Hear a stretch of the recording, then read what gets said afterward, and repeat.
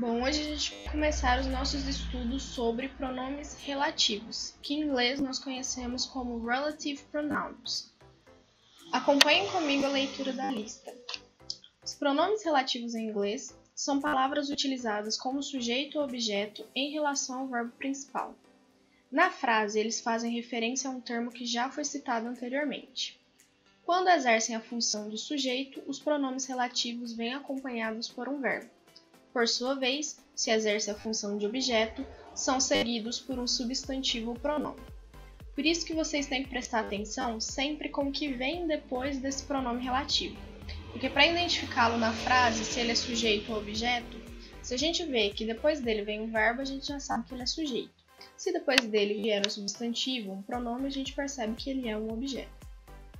Vamos a alguns exemplos de pronomes relativos. Lembrando também, pronúncia.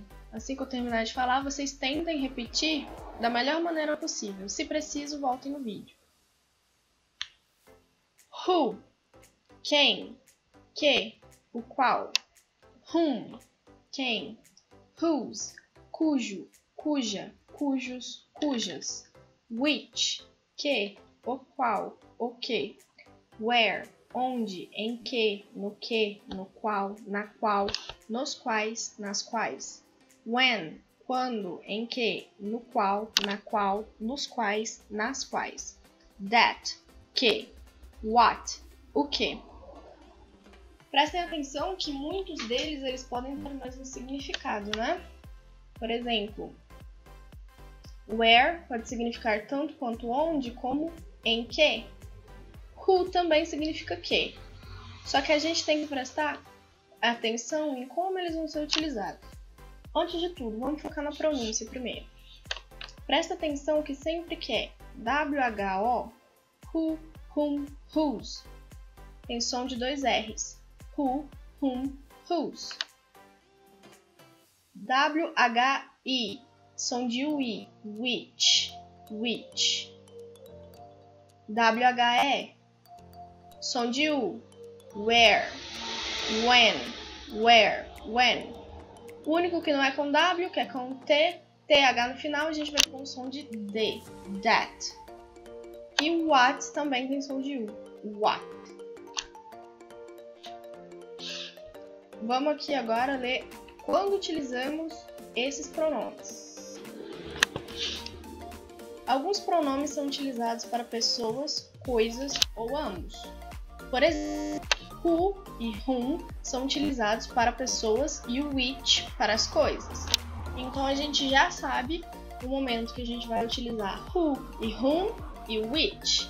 Sempre que eu estiver me direcionando a pessoas, a substantivos, eu vou colocar who ou whom. Então, who is that girl? Quem é aquela garota? Who. E o which vai estar direcionado aos objetos, às coisas. Já para as pessoas e coisas, né, quando a gente pode utilizar tanto para pessoa ou para coisa, a gente utiliza o that, que é o mais fácil de se entender porque ele significa que e pode ser mencionado tanto para pessoa quanto para coisas. Note que o pronome whose é utilizado para indicar posse, e isso vale tanto para pessoa como coisas. Então, cujo, cuja, a gente vai utilizar para posse. Então, sempre que eu vou indicar que aquilo é algo meu, eu utilizo whose. O pronome where faz referência a lugares, o when ao tempo e o what a algo, que é o sujeito ou objeto da frase.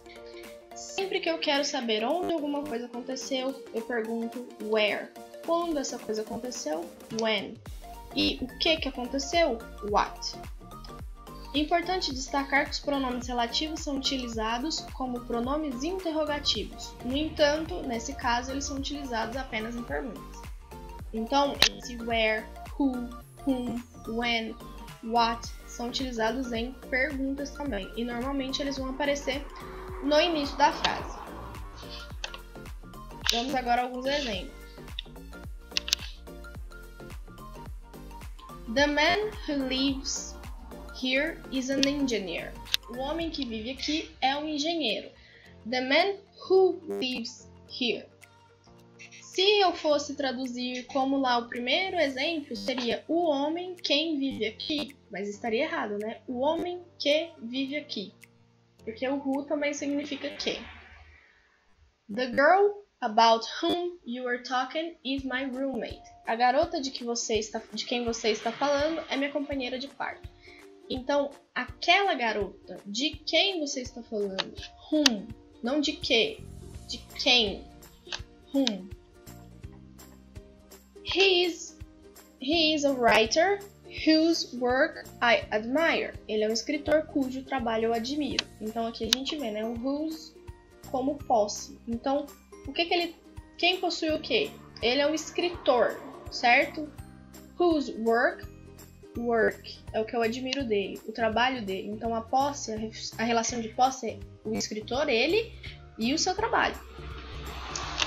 The bride needs to decide which dress to wear. A noiva precisa decidir qual vestido usar. Então, esse which, qual vestido usar. Vamos lembrar lá que no início a gente viu que se aparece antes de um verbo é sujeito e antes de um pronome, antes de um substantivo, ele é um objeto. Olha aqui o exemplo. The man who lives. Lives é o quê? É verbo, né? Então a gente percebe que esse the man who é sujeito.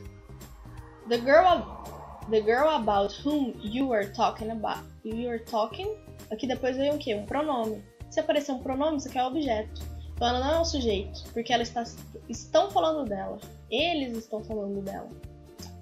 E aqui nesse exemplo, ó, the bride needs to decide which dress to wear. Dress é o quê? É vestido, né? Vestido é sujeito, é substantivo, é pronome é o quê? É substantivo, né? Então, isso aqui é um substantivo.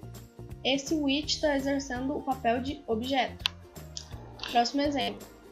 I know where the books are. I know where the books are. Eu sei onde estão os livros. Essa é bem simples, né? Where, onde.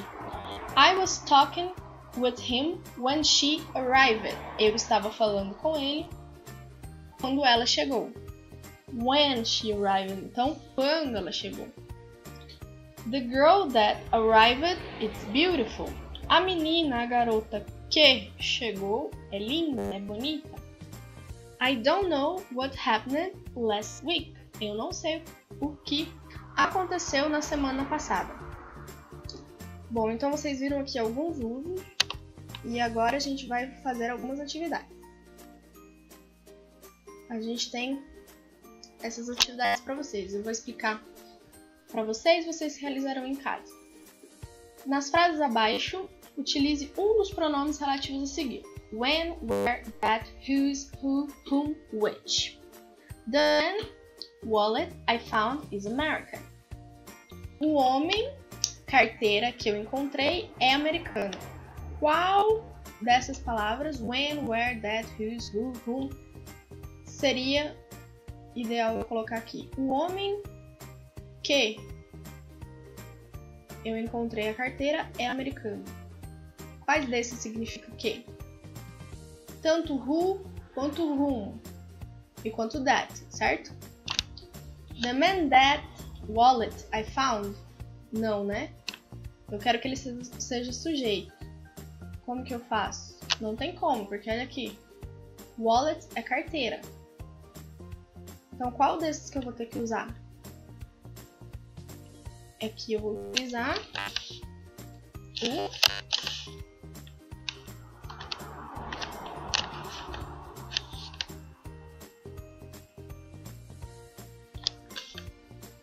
o pronome who.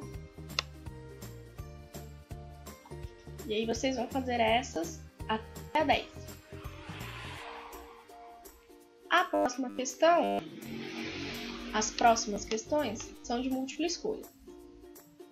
In the sentence, it's time to meet people who work from their homes. É preciso conhecer pessoas que trabalham de casa, de suas casas. O pronome who can be replaced by that. O pronome who pode ser substituído por that. Isso é uma afirmação, está certo?